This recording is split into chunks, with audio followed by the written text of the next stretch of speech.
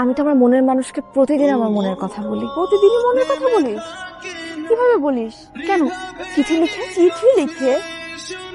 ও মাই god, এই যুগে কেউ চিঠি লেখে? আমি লিখি। চিঠিতে মনের কথাগুলো যেভাবে লিখে শান্তি পাওয়া যায়, অন্য কোথাও না এভাবে মনের ভাব প্রকাশ করে শান্তি পাওয়া যায় না। তোর চিঠি কি ওর কাছে পৌঁছায়? কিছু চিঠি থাকুক না, প্রেম চিঠি হয়। ধুলো পড়ে যাবে তো। তাতে কি হয়েছে? চিঠি লেখা তো আর মুছে যাচ্ছে না। একদিন সে আমার সব অপ্রকাশিত চিঠি পড়বে, খুব যত্ন করে, মায়া নিয়ে। নিজের কথা নিজের কাছে রাখলে তো আর তোর মনের মানুষ তোর মনের কথা জানতে পারবে না। চিঠিটা তার কাছে পৌঁছানোর ব্যবস্থা কর। আর তুই না পারিস আমাকে বল, আমি ব্যবস্থা করে দিচ্ছি। থাক, আমিই পারবো। আমি একদিন তাকে সব চিঠি পৌঁছায় দেব। বাহ, আপনি তো আমাকে ভালোই ফলো করেন, কিন্তু কিছু বলেন না।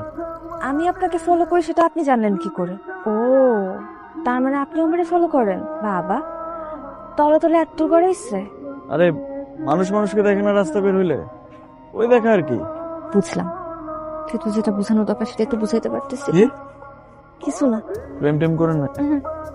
প্রেম করি নাই, কিন্তু প্রেমে পড়ছি। আচ্ছা, আপনি কি কিছুই বুঝেন না? না বুঝাইলে বুঝবো কিভাবে? আই অটো আসেন তো। আরে, আপনারা তো রাগ করে ফেললেন।